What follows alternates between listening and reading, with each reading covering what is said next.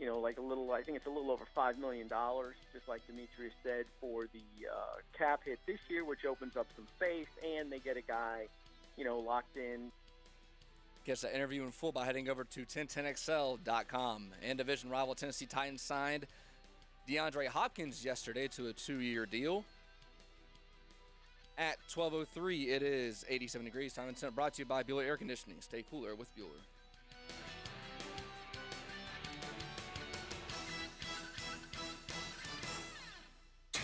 XL is presented by Farah & Farah, the official personal injury law firm of the Jaguars. Protecting you and your family. Call 396-5555. Jacksonville.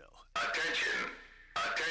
They are not ready for prime time, as they say. Prime time. Prime time. Prime time. That's the name. Prime time. What time is it?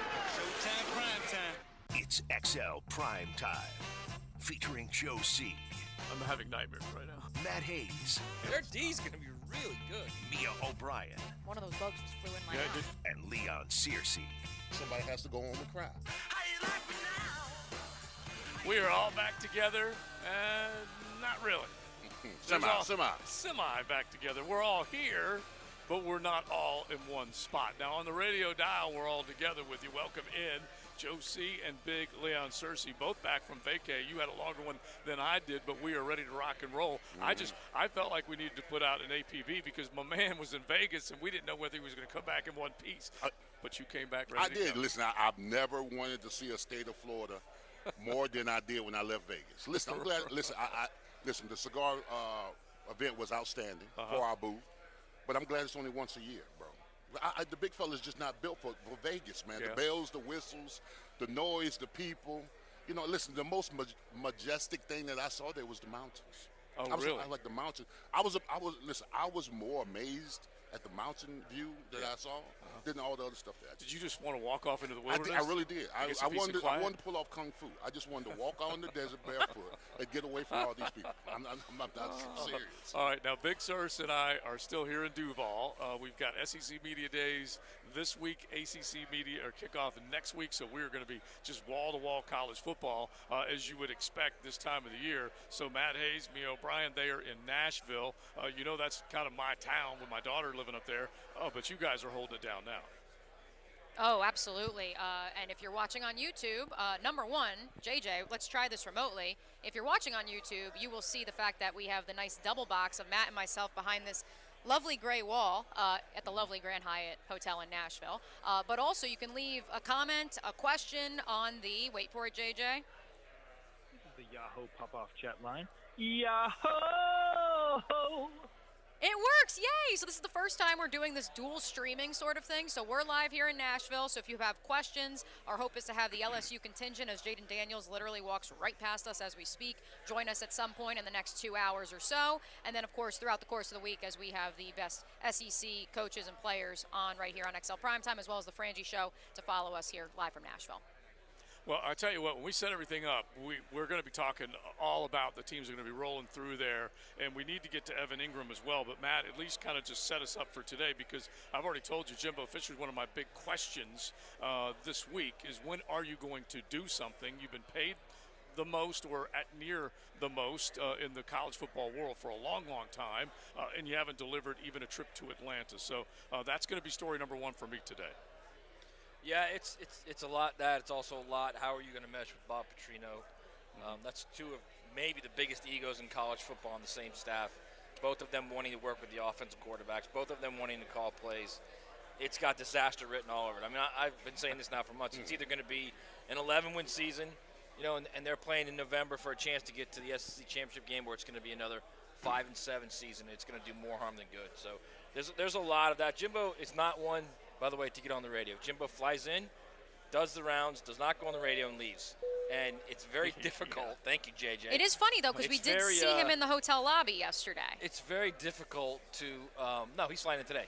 Oh, he is? Yeah, he's flying So today. are you saying, wait for it, that you may have saw his doppelganger. Carline and Frangie saw his doppelganger in the lobby? Maybe, that's some X-Files music if I've ever heard it. He definitely was not here. So, yeah, that's typically what they do. They fly in and fly out same day, and it's tough to get their players, too. Jimbo's got like a little tight wrap on that thing, and I think he's definitely feeling a little pressure. There's no doubt about it. I mean, when you're talking about a guy that's got a $90 million fully guaranteed deal, there's pressure. There's pressure to win. He's got to perform. He's got to produce. But yeah, but Matt, could this be a situation where, I mean, you're saying it's going to implode. It can implode right before their eyes, but it could be a situation where Lane Kiffin and Nick Saban, if it does pairing well, I mean, Texas A&M could be pretty good this year. Well, Leon, they got a ton of talent. They probably have the third. If you're talking about like levels of talent in the league, there's Georgia, then there's Alabama, then for me it's Texas A&M, and then LSU under Texas A&M. And they've got a really good young quarterback in Connor Weigman, and they've got some really good receivers. I mean, Moose Muhammad's son is a terrific player. They're deep at receiver. They've got, Nye Smith comes back. They're very good at tailback. I mean, they can play. They're experienced on the offensive line. Defensively, they've got as many pure defensive linemen, like elite SEC defensive linemen as anybody in the league, including Georgia. They go deep. They go 7, 8, 9 deep on the defensive line. So they have the potential. It's there. The only question is, how do those two egos survive in the same room? That's going to be a big, big thing to watch play out over the season. All right, so as we set everything up, it's a Mocama Monday, and that's that wonderful brew house up in Fernandina Beach. Mocama.com. You can find out all that they've got, but they are brewing up craft left and right. So if you're a First Coast resident, Fernandina folks, you can make sure that Tuesday through Sunday you're enjoying some great craft from Mocama, including the Cosmico IPA. So we've got Mia and Matt up in Nashville, Big Sirs and Josie here in Duval, and now let's go to Daytona and let's say hello to Frank Kelleher. He is president of the Daytona International Speedway, and he has made headlines, at least for a lot of Duvalers out there, just to try and find out what might be next when it comes to stadiums and where the Jaguars are going to play. Welcome in, Frank. How are you? Hey, good afternoon. I'm doing great. Yourself? Hey, we're doing fine, man. We really appreciate your time, and we know that this is a busy time for all of us as we get ready for football season, but it never ends for you down in Daytona. When we talk about the possibilities of where this team could go once they approve their new stadium and have, they're going to be displaced for a couple of years at least, it would seem. Do you feel better and better every single day with the conversation of Daytona maybe being a temporary home for the Jags? First and foremost, excited for the Jags, excited for all the Jags fans to have a new stadium to go to. Having lived through what we did in Daytona with Daytona Rising and a $400 million investment, I know the mindset is all about the guest experience and making sure that the hometown fans and those visiting are just having a blast and that they want to come back each and every week for games. So excited for them. And really, we are grateful to be in the mix and being considered. To your question, do I wake up every day and feel more and more confident? I don't think we're at a point yet where any venue is feeling confident of where the Jags are at from considering, because they're doing all the right things. This is a big shift. It's a big change to find a home for 2 years. There's a ton of due diligence that is involved. And it's not just, a single thing that they need to solve for, right? They need to make sure that the players and the coaches and the refs and the fans, most importantly, as well as the corporate partners, that everything aligns. So we're confident in the product that we have to offer. I know the community in Volusia County and Daytona Beach would absolutely love to call, Daytona home for the Jags for 2 years. And, if we win the bid or not, we're all learning a lot. We're grateful that we're in the consideration.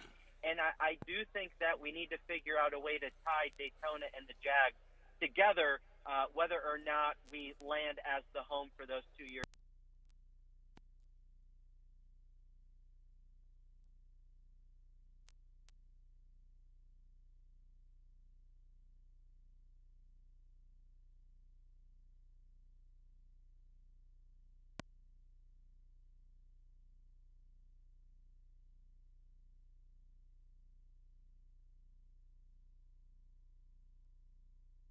And the facilities that they're used to if they come to your stadium?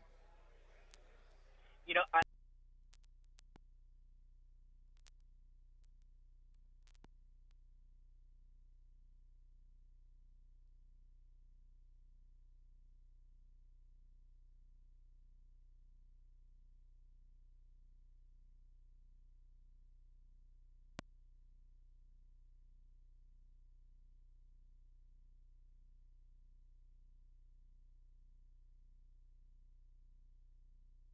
also have a hospital on the venue side. And when I say hospital, I mean this is a full-fledged care outfit for not only our athletes and the crew as well as our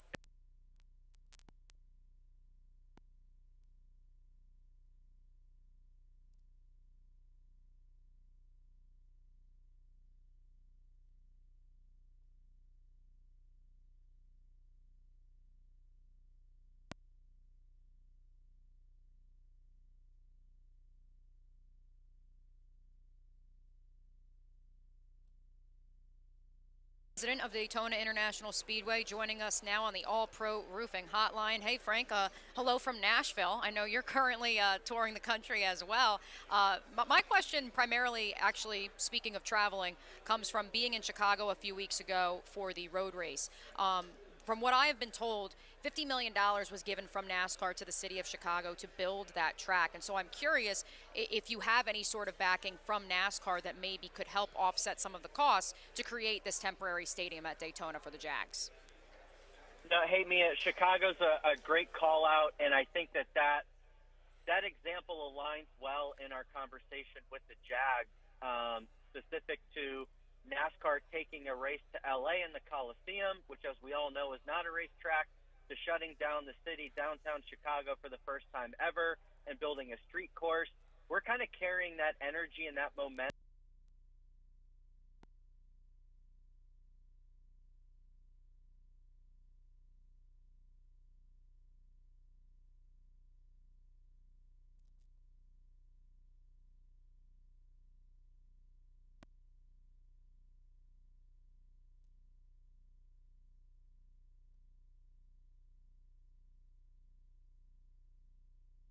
on site, as well as everything that would be involved to make the players and the staff comfortable. And then when it gets time to actually see what those numbers are, that's when internally we can have a conversation, not only with NASCAR leadership, as well as the business community and leaders in Daytona of, hey, here's what it's going to cost for the field, here's what it's going to cost for locker rooms. Can we as a community and as an organization chin to that bar with what the investment might be. So it's early to say at this point of, what is the financial backing. Just we're exploring it because it is something of interest. And as you hit on, if it is the right business model, it could be something where dollars are found. So, Frank, Gainesville and Orlando are two other opportunities.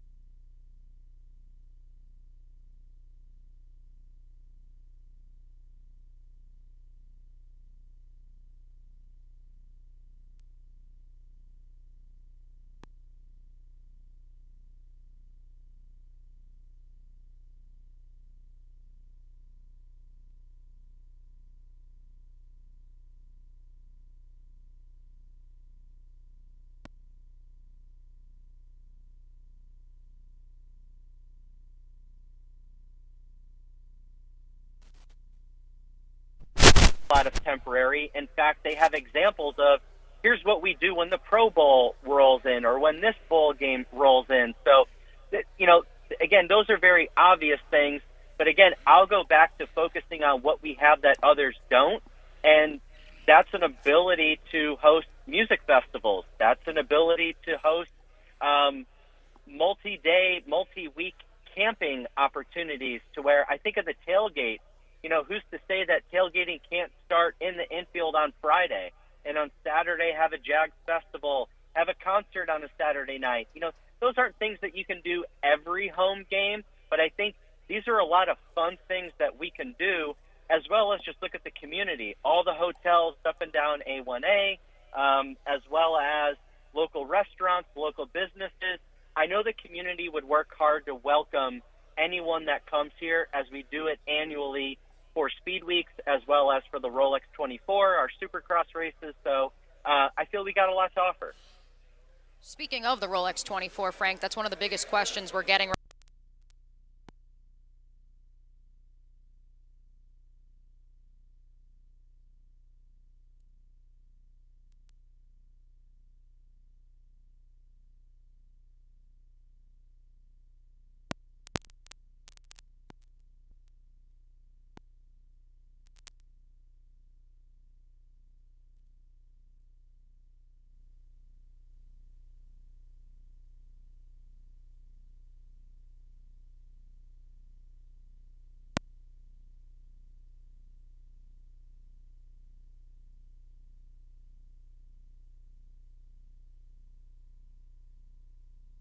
The playoffs, I don't know if Daytona is going to be an option for them to be hosting playoff games, as we need to have the facility, again, ready for the Rolex as well as Speed Weeks.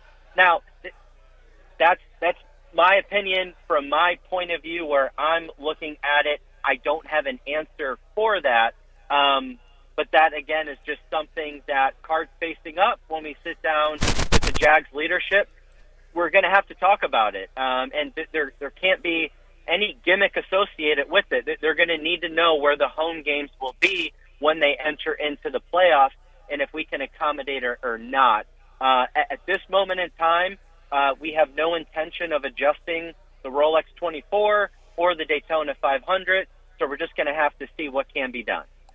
Because I think what I'm trying to figure out, just a couple more for Frank Kelleher, president of Daytona International Speedway. We got to ask you about your race coming up in August. But, the one thing that I do think of is, are there cancelable plans? Meaning, what knocks any one of these prospective venues out?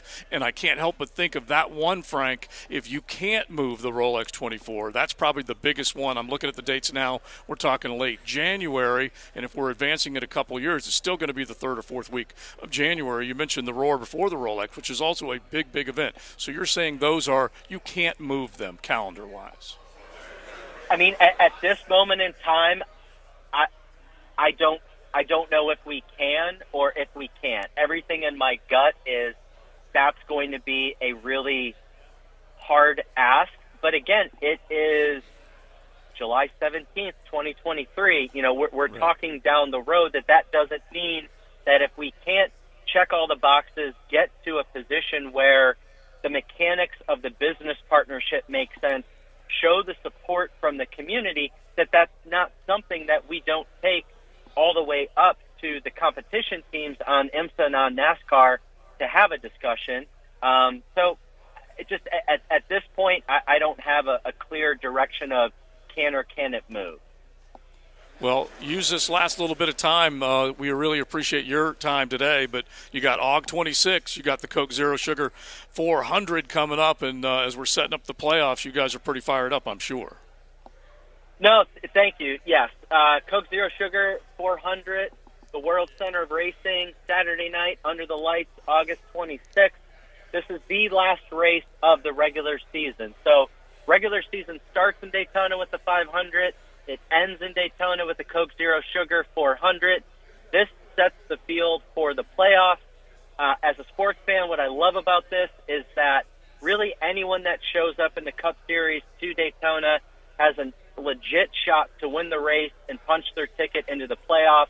We saw it last year with the famed number 3 of Austin Dillon, who was on the outside of the playoffs looking in.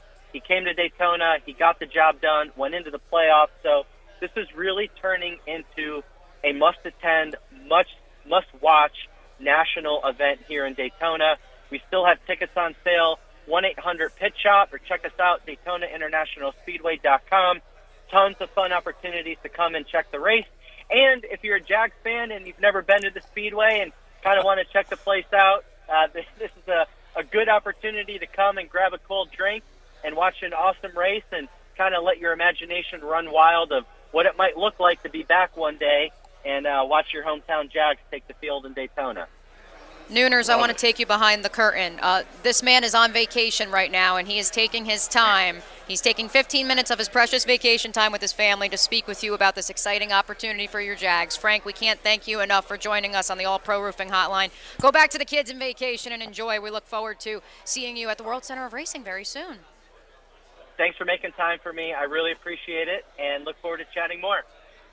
All right, Frank, we appreciate it very much. You know, you think about it, the one thing that jumps out, and I'm looking at Leon, and of course me and Matt jump in as well, but the things that pop for me, he said ingress and egress. I go back to my old window days. That's the ability to get in and out, okay? Make it as easy as possible. And you think about getting off an interstate and you're within 3 miles of your destination, and you can go not east or west easily, but you can still do that.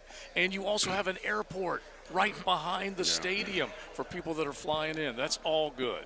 Yeah, you know, I asked him that question about the accommodation because a lot of football players don't want to admit it, but they're divas. All right, they get used to certain stuff, and when they have to do something different, you know, they complain or whatever. That's why I was going to be able to accommodate them, you know, because, you know, when you go into the locker room, you're used to sitting on this table, or you get that trainer and that whirlpool or all that kind of stuff. And I just know that as a former player, you like those little luxuries before the game and after the game. So I was just wondering if they could accommodate them somehow. I think it's pretty clear they're not having a playoff game in Daytona, and they're not having a January game in Daytona. So if Daytona is part of this, I mean, to me it looks like they're going to be part of a rotation. And I don't know if that's what the Jaguars are going to do. I don't know if they're going to rotate among 3 cities or 2 cities or Jacksonville and another city, whatever. But they're not going to have a game in January. He's pretty clear about that. I was just thinking about the concept of a standalone game, because I know in college football we have standalone neutral site games. In Major League Baseball, we've seen it. They've gone across the pond to London. I guess that's the closest thing we really get to a neutral site per se, and even then one team is the home team and one is the away team. Because I do